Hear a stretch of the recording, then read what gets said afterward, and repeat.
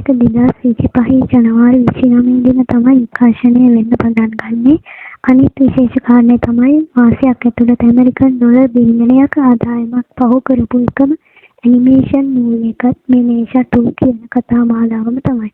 ඒ වගේම චීනය තුළ නිෂ්පාදනය කළ මූවි තුලින් ඇමරිකන් ඩොලර් බිලියනක ආදායමේ ලැබපු එකම මූවි එකත් මේ නේෂා මූවි එක තමයි. පටන් ගන්නම ලස්සන නෙළුමක් පිපෙනවා විලක් මැද්දේ. ඒ වගේම මේ ලොකු නෙළුම හින්දා මේ විලේ තවත් නෙළුම් පැල ගොඩක්ම හට ගන්නවා. ඉතින් දැන් මේ වෙලාවේ ගුරුතුමයි නේෂායි ඔබිනුයි මේ නෙළුම දිහා බලාගෙන තමයි ඉන්නේ. මොකද නේෂාගේ ගුරුතුමාට ඕන මේ විලේ තියෙන නෙළුම් මල භාවිතා කරලා නේෂටයි ඔබින්ටයි ශරීරයක් නිර්මාණය කරන්න. ඉතින් ගමේ මිනිස්සු සේරම එකතු වෙලා මේ විලට බෑලා නෙළුම් මල ගලවලා ඒව සුද්ධ කරලා අමුතු විදිහේ ටිකක් ඝන ලියරයක් හදනවා. සුදු පාටට හුරු. හැබැයි ඉතින් ගමේ මිනිස්සු මේක හදන විදිය දැකලා නේෂට නම් හොඳටම තරහා යනවා. මොකද මේ ගමේ අය හුතු බුරන ගමන් කකුල් කහන ගමන් වගේ එක එක විදිය කැත වැඩ කරන ගමන් තමයි මේ නෙළුම් ලියරය හදන්නේ. සිව ටිකත් එක්ක. අන්තිමට මේ නෙළුම් ලියරය හදලා ඉවර වුණාම නේෂාගේ ගුරුතුමා දෙන්නගේ ආත්ම දෙක මේ නෙළුම් ලියරයට තල්ලු කරනවා. ඒත් එක්කම අර ජෙලි වගේ තියෙන නෙළුම් ලියරයට මේ දෙන්නා සම්බන්ධ වෙනවා.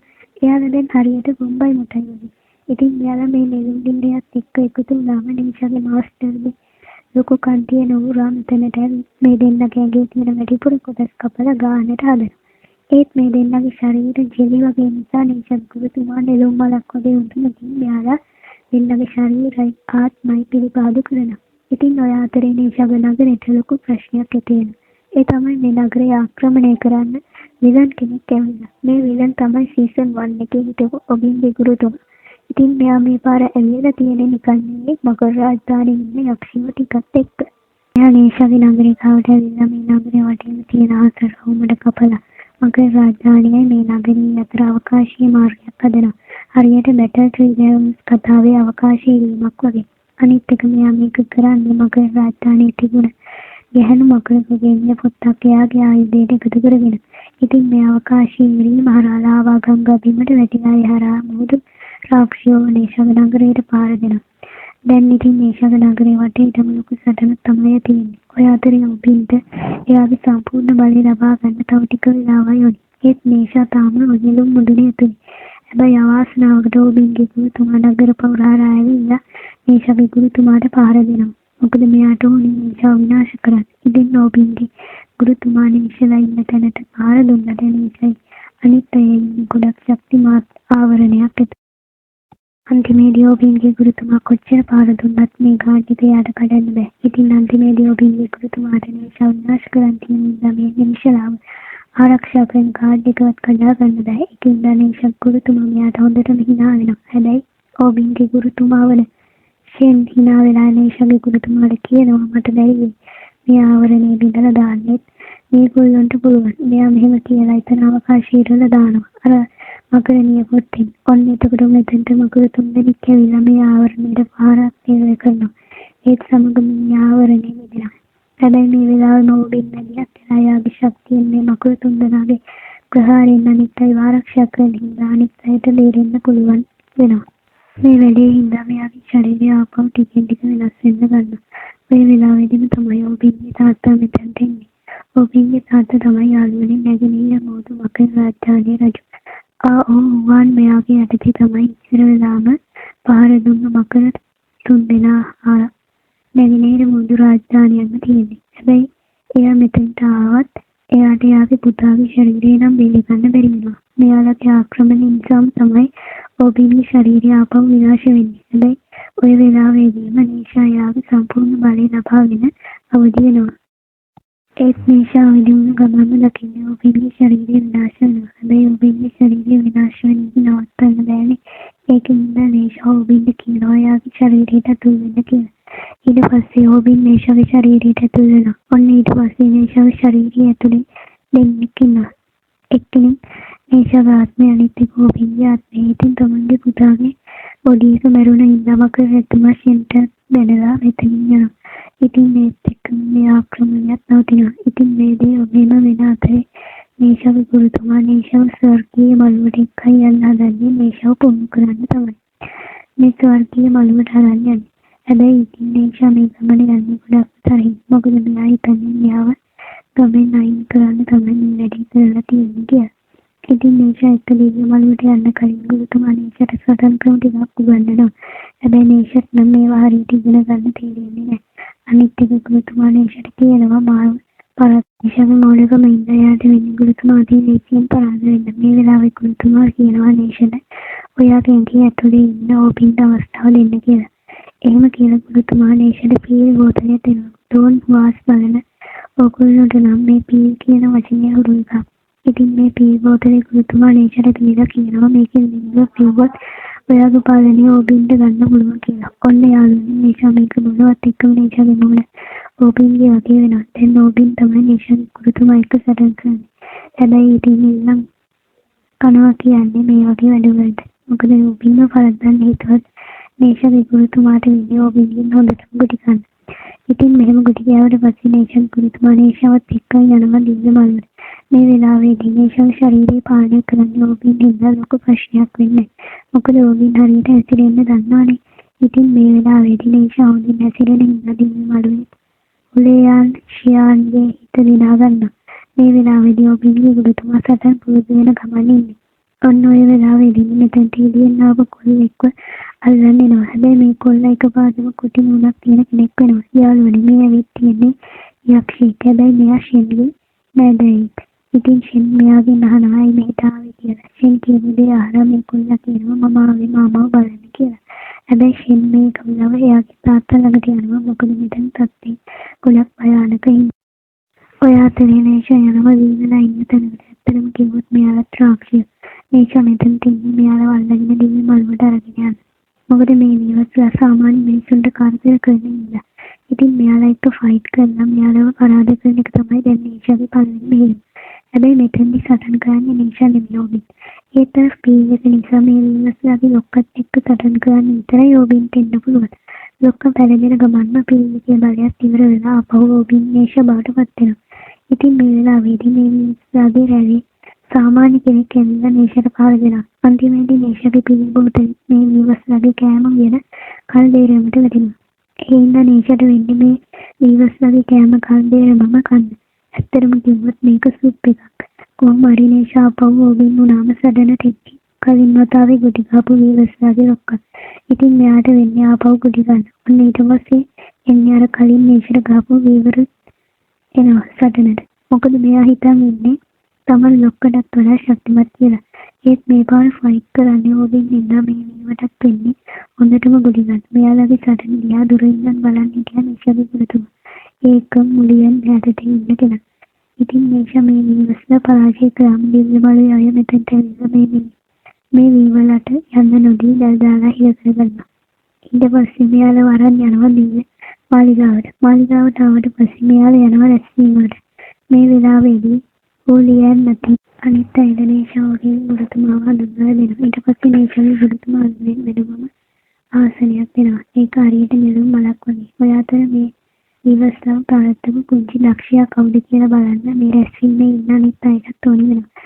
හැබැයි නේෂා මේ රැස්වීමේ ඉන්න අනිත් අයට පේන්නේ යාගේ පෙනුම නෙමෙයි.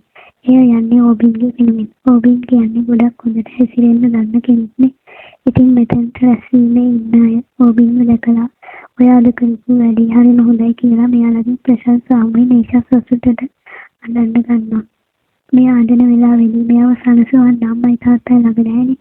ඒක හින්දා ඕබින් නේෂාට කියනවා ඔයා දුකින් ඉන්නේ කියලා. මම දන්නවා ඒත් කාට හරි දුක කිව්වම අඩු වෙනවා කියලා. හැබැයි ඉතින් නේෂා කියන්නේ අනිත් අය කියන දේවල් අහන කෙනෙක් නෙමෙයි. ඒක හින්දා නේෂා ආපහු ඕබින්ට කියනවා මට එහෙම දුකක් නෑ. මගේ හිත ගොඩක්ම තදයි. ඔන්න මේ දේවල් මෙහෙම වුණාම ඊළඟට තියෙන්නේ නේෂාගේ දෙවෙනි අපේ හේව. මේ තමයි අර කොටි බෝයිගේ පවුලේ අයයි අනිත් අය ඉන්න තැන. ඉතින් මෙතන ඉන්න පුංචි රාක්ෂයන්ට උගන්වන මාස්ටර් ටිකක් දරුණු සටන්කාරී. මෙයාව අල්ලගන්න එක තමයි නේෂා මෙතනට එන්නේ. හැබැයි කේෂා මෙතනට ආවට මෙතන ඉන්න මාස්ටර්ට විරුද්ධව සටන් කරන්න ඕනේ. ඉතින් නේෂා මුලින්ම මෙතනට එන්නේ ගෝලයෙක් විදියට මෙයාගෙන් ඉගෙන ගන්න. හැබැයි මෙයාලා දෙන්න අතර ෆයිට් එකේදී මෙයා දකිනවා ස්වර්ගීය මාලිගාවේ අය. ඉතින් මෙයාට තීරුම් යනවා නේෂා කියන්නේ මෙයාගෙන් ඉගෙන ගන්න ආපු ගෝලයෙක් නෙවෙයි කියලා. හැබැයි දැනටමත් පරක්කු වැඩි මෙයා මේක දැනගන්නකොට. මොකද මෙයාලගේ ෆයිට් එකේදී ඕබින් එයාගේ අයිස් බලය පාවිච්චි කරලා මේ යක්ෂ මාස්ටර් අයිස් වලින් ගල් කරන්න යද්දී මේ යක්ෂ මාස්ටර් එයා ගත කපා ගන්නවා. ඕබින්ට ඕනි උනේ මෙයාට හානි කරන්න නෙමෙයි. ඒත් මේ යක්ෂ මාස්ටර් එයා ගත කපා ගන්න හින්දා ඕබින් ගාව මාස්ටර්ගේ අත ඉතුරු වෙනවා. ඒත් එක්කම මෙතෙන්ට ආව මූලියන් ළඟ හිටපු ගෝලයා මෙයාලට කියනවා යටත් වෙන්න කියලා. හැබැයි ওই වෙලාවෙදිම තමයි යක්ෂ මාස්ටර්ගේ පුතා එන්නේ. ඉතින් මෙයා ආපු ගමන්ම දිවියෙක් වෙලා මේ දිව්‍ය මාළුවේ කට්ටියට පාර දෙන්න ගත්ත හින්දා මූල්‍යයන්ගේ ගෝලයා එයාගේ දුන්න පාවිච්චි කරලා මේ පොඩි කුල්ලට විදිනවා. ඒත් මේ හිතලේ එයාගේ තාත්තා මැදට පැනලා නවත්තන හින්දා මේ හිතලෙන් එයාට තුවාල වෙන්නේ නැහැ. හැබැයි මේ හිතලේ වදින්නේ පොඩි බෝයිගේ තාත්තට. ඉතින් කොහොම හරි යක්ෂ මාස්ටර් පොඩි බෝයිවත් අරගෙන පැනලා යනවා. හැබැයි ඊට පස්සේ තමයි ලොකුම ප්‍රශ්නේ වෙන්නේ. මොකද මේ පොඩි බෝයි යන්නේ ෂේන් ගාවට. ඉතින් මේ පොඩි බෝයි කලින් වෙච්ච දේවල් ඔක්කොම ෂේන්ට කියනවා. ඒත් එක්කම යාළුවනේ අපිට පෙන්නන්නේ මේෂාව. මොකද මේ වෙලාවේදී කමේට ආරක්ෂකයෝ දෙන්නෙක් තියෙනවා ගම සම්පූර්ණයෙන්ම විනාශ වුණා කියලා. මේ කාපු නේෂයි ගුරුතුමයි හොඳටම කලබල වෙනවා. ඉතින් නේෂා ඉක්මනට දුවලා යනවා යාගේ කමට. ඒත් නේෂට දකින්න පුළුවන් වෙන්නේ පණ පිටින් පිච්චිලා මැරුණ යාළගේ ගමේ අය විතරයි. ඒත් එක්කම ගම සම්පූර්ණයෙන්ම අළු වෙලා ගිහින්. ඉතින් මේ වෙලාවේදී නේෂට හම්බ වෙනවා යා ගමගේ සන්නාහි කුඩසක්. ඒ අතරේ මෙතනට මෝලයන් දෙනවා. ඇවිල්ලා කින්නට පිළිදු දානවා වගේ වැඩක් තමයි කරන්නේ. ඉතින් මෙයාගේ වැඩත් එක්ක හොඳටම තරහ ගියපු නේෂා ගුරුතුමාගේ ඌරග ගාව තිබිලා ගිනි වලලු දෙකකුත් අරගෙන ඒක පාවිච්චි කරලා ගොඩක් වේගෙන් යනවා. මෙයා යන්නේ ඩීමන් කෙනෙක් ගාවට. හැබැයි මේ ඩීමන් ගොඩක් මහත කැත ගෑනු කෙනෙක්. ඉතින් ගොඩක් තරහින් ඉන්න නේෂා මේ ඩීමන් එක්ක ෆයිට් කරනවා. මෙතන තාපු ගමන්. මෙතනදි තමයි මේ ඩීමන්ගේ අත්ත ස්වරූපය එළියට ගන්න. ඒ ඩීමන් ගල් වලින් උගේ හැදුන කැත රාක්ෂියෙක්. හැබැයි මේ රාක්ෂියා කොච්චර බලවත් වුණත් මේ ඩීමන්ට වෙන්නේ නේෂාගේ ගිනි දැල් වලින් පිච්චිලා විනාශ වෙන්න. මේ ඩීමන් විනාශ වුණාට පස්සේ නේෂාගේ ගුරුතුමයි හූලයාන්ගේ ගෝලයයි නේෂාව එක්කන් යනවා හූලයාන් ගාවට. ඉතින් හූලයාන් නේෂාට කියනවා නේෂාගේ ගම විනාශ කරපු කෙනා එයා දන්නවා කියලා. මෙයා මෙහෙම කියලා යන්නේ මකර රාජධානියට. ඒ කියන්නේ නැගෙනහිර මුහුදට. ඉතින් මෙතනට ආවට පස්සේ හූලයාන් නේෂාගේ ගමේ වුණ විනාශයට වැඩිකාරයා මකර අධිරාජයා කියලා බනිනවා. ඉතින් මේ වෙලාවේ නේෂා ඉන්නේ ගොඩක් තරහින් ඒ නිසා නේෂා මකර අධිරාජයාට එක්ක ලොකු සටනක් කරනවා. ඔය අතරේදී හූලයාන් එයාගේ බලය පාවිච්චි කරලා මුළු මකර රාජධානියම යාළඟ තියෙන කල්දේරමක් වගේ එකක් ඇතුලේ සීල් කරනවා. ඒත් එක්කම මකර අධිරාජයාත් මේක ඇතුලේ හිර වෙනවා. ඉතින් නේෂාගේ උදව්වෙන් මකර අධිරාජයාව හිර කරපු හූලයාන් නේෂාට කියනවා ඔයා කරපු දේ හරියි. මේකෙන් ඔයාගේ පවුලේ අයට වගේම ගමේ අයටත් මැරුණ හැමෝටම සාධාරණයක් වෙනවා කියලා. මෙයා මෙහෙම කිව්වට නේෂාට ගොඩක් ලොකු පාළුවක් දැනෙනවා.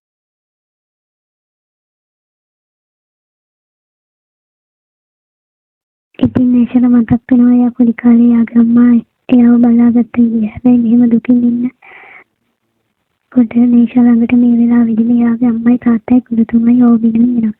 ඉතින් නේෂා ගාවට එයාගේ අම්මා ඇවිත් නේෂාට වෙච්ච දේවල් කියනවා. නේෂාගේ අම්මා කියන විදිහට යාළුවගේ ගම විනාශ කරේ වෙන කවුරුත් නෙමෙයි හූලයාන්.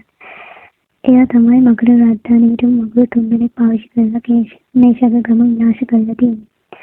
අනිත් එක ෂෙන් තමයි නේෂාගේ අම්මයි තාත්තයි වේලගෙන තියෙන්නේ. මුලදී මකර රාජධානිය මකරු ඉඳලා තියෙන්නේ ෂෙන්ගේ පැත්තේ. ඒක හූලයාන්මයි. මේ මකරු 3 දෙනාම ස්වර්ගයේ දනුවම් වලින් නිදහස් කරලා කියන එකඟ වුණ හින්දා මෙයාලා හූලයාන් එක්ක එකතු වෙලා තියෙනවා. අන්තිමේදී ෂෙන් මෙම මුහුදු රාක්ෂයන්ට විරුද්ධව තනියම සටන් කරලා තියෙනවා. ඒත් එයා හූලයාන්ගේ ප්ලෑන් එක වෙලා තියෙන්නේ නේෂාලව මකර අධිරාජයාව කුළුණ ගන්න. ඉතින් මෙයාගේ වැඩේ සෑස්මට අනුව වෙලා තියෙනවා. හැබැයි නේෂා කියන්නේ ඉවසන කෙනෙක් නෙමෙයි. ඒ හින්දා නේෂා හූලයාන්ට පාර දෙනවා. අම්මගේ ඇත්තට දැනගත්තට පස්සේ නේෂා පාර දෙනවත් එක්කම යාළුවනේ ඕබිනුත් හූලයාන්ට පාර දෙනවා. ඒ එක්කම හූලයාන්ගේ ගෝලය දෙන්න මේ දෙන්නට බාධා කරන්න නෙමෙයි. මෙයාලා එක්ක සටන් කරනවා. මේ වෙලාවේදී හූලයාන් මකර රාජධානිය පිළිපාදු කරන ගමන් තමයි ඉන්නේ. මෙයා මකර රාජධානියේ යක්ෂයන්ව පීල් එකක් විදිහට පිළිපාදු ඒ හින්දා තමයි හූලයාන්ට කිසි බාධාවක් වෙන්න නොදී හූලයාන්ගේ ගෝලය නේෂලා එක්ක සටන් කරන්නේ. මේ සටනට අර මකර රාජධානියේ හිටපු මකුළු තුන්දෙනාත් එකතු වෙනවා. මෙයාලා උදව් කරන්නේ හූල්යාන්ට. ඉතින් මේ දෙගොල්ලෝ අතර ලොකු සටනක් වෙනවා. ඒත් අන්තිමේදී හූල්යාන් නේෂාවයි අනිත් අයවයි අල්ලගෙන මෙයාලව මේ කල්දේරම වගේ උදුන ඇතුළට දානවා. මේ උදුන ඇතුළේදී හැමෝම පිළිපහදු වෙලා පිළි බවට පත් වෙන ගමන් තමයි තියෙන්නේ. ඔය අතරේ නේෂාගේ අම්මට ගොඩක් තුවාල වෙලා තියෙනවා කලින් සටනේදී. ඒ හින්දා මෙයාට උදුනින් එන බලයට තවත් විරුද්ධ වෙන්න බෑ. අන්තිමේදී තවත් ජීවත් වෙන්න බෑ කියලා තේරුම් ගිහින්දා නේෂාගේ අම්මා නේෂාව බදාගෙන නේෂාගේ හිත හදනවා. මොකද තව ටික වෙලාවයි නේෂාගේ අම්මට ඉන්න පුළුවන් වෙන්නේ. ඉතින් මේ වෙලාවේදී නේෂාට මතක් වෙනවා පොඩි කාලේදී එයාගේ අම්මා එයාට ආදරය කරපු විදිහ. හැබැයි ඒ ආදරේ මතකයක්ම විතරක් කරලා නේෂාගේ අම්මා නේෂාගේ ඇස් ඉදිරියේම පිළි එකක් බවට පත් වෙනවා. අම්මගේ ජීවිතේ නැති වෙනවත් එක්කම නේෂාට එයාගේ කේන්තිය පාලනය කරගන්න බැරුව තමන්ගේ ශරීරයත් විනාශ කරගෙන නේෂා අලුත් ශරීරයක් එක්ක කලින්ටත් වඩා බලවත් වෙනවා. ඊට පස්සේ නේෂා ඕබින්ගේ ඇඟේ තිබුණ වීදුරු කටු වගේ තිබුණ දේවලුත් විනාශ කරනවා. මේ වීදුරු කටු වගේ දේවල් මේ උදුනෙන් පිට සටනේදී හූල්යාන් තමයි නේෂාගේ ඕබින්ගේ ශරීරයේ සිදුරු කරන්න පාවිච්චි කරලා තියෙන්නේ. ඉතින් නේෂා ඕබින්ගේ ඇඟේ තියෙන මේ වීදුරු කටු වගේ දේවල් විනාශ කරාට පස්සේ මෙයාලා හැමෝම එකතු වෙලා මේ උදුනේ මුද්‍රාව කඩාගෙන එළියට එන්න තමයි හදන්නේ. ඒත් හූල්යාන් සාහන්දිවේ වලුවේ අය මෙයාලා එන එක නවත්වන්න ගොඩක් try කරනවා. හැබැයි මෙයාලා මොන දේවල් කරත් අන්තිමට නේෂලා උදුනේ එළියට එන එක නවත්තන්න වෙන්නේ නැහැ. කොහොම හරි නේෂලා එළියට ආවට පස්සේ තමයි මේ කතාවේ තියෙන හොඳම සටන වෙන්නේ. දැන් මුහුදු රාක්ෂයයි අකුරුලි නේෂා එක පැත්තක හූල්යාන් එක අනිත් අය තව පැත්තක. දැන් මේගොල්ලෝ එකට එකතු වුණාම අහසේ වලාකුළු වගේ තමයි පේන්නේ. ඉතින් ඔන්න අන්තිම සටන පටන් ගන්නවා. මේ සටන හරියට කළු වලාකුළු රන් වලාකුළු එකට මිශ්‍ර වෙනවා වගේ. නේෂා යෝගිනී හූල්යාන් එක තමයි සටන් කරන්නේ. හූල්යාන් එක පාර්තම නේෂාවලව ගිලිනවා. මෙයා නේෂාවව ගිලින්නේ එයාගේ බලයෙන් හදපු ලොකු ඔළුවක් වගේ දෙයකින්. හැබැයි නේෂා යෝගිනී එයාලගේ බලය පාවිච්චි කරලා හූල්යාන්ට හොඳටම ගහනවා. මෙයාගේ මුණ ඉදිමෙන්නම ගහනවා. අන්තිමේදී මෙයා විසි වෙලා ගිහින් වදිනවා සන්හුන් කුන්ගේ රන් යගදාවෙන්. මෙයාගේ යගදාව කවදාවත් විනාශ කරන්න බෑ. මේ යගදාවෙන් තමයි යන්නේ මුඩේ මකර ඇස මුද්‍රා තියලා තියෙන්නේ. අන්තිමේදී නේෂාගේ ගුඩි ගාපු හූල්යාන් යගදාවේ ඇලිලා ඉන්නවා. ඔන්න ඔය වෙලාවේදී නේෂා හූල්යාන් දෙතට වේගෙන් එනවා. එයා විනාශ කරන්න හිතන්නේ. ඒත් අර මකර තුන්දෙනාගෙන් හිටපු මකර ගැන සතාවකාශයෙන් හරහා හූල්යාන් තමන්ගේ ළඟට ඇදලා ගන්නවා. ඊට පස්සේ මෙයා හූල්යාන් එක්ක මෙතනින් ඇල්ලා යනවා. හූල්යාන් යනවත් දැකපු දිව්‍ය මළුවේ අනිත් අයත් මුහුදු යක්ෂයෝ එක්ක තියෙන සටන අතහැරලා දාලා යනවා. මොකද එයාලගේ ලොක්කා මේ වෙනකොට පැරදිලා හින්දා. මේ විදිහට තමයි අන්තිමට නේෂා හූල්යාන්ට පරාජය කරන්නේ. මේ දේවල් ඔක්කොම ඉවරුනාට පස්සේ මකර අධිරාජයා එක්ක ඕබින් යනවා. හැබැයි ටික දුරක් ගියාම මකර අධිරාජයා ඕබින්ට කියනවා ඔයා ඔයාගේ යාළුවත් එක්ක ඉන්න. මට මගේ රාජ්‍ය පාලනය කරගන්න බෑ කියලා දැනෙන දවසට ආපහු එන්න කියලා කියනවා. ඔය අතරේ කතාවේ අන්තිමට ෂෙන්නෝ පෙන්නනවා. මේ වෙලාවේදී මෙයා හූල්යාන්ගේ අත්තටම අහු වෙලා තමයි ඉන්නේ.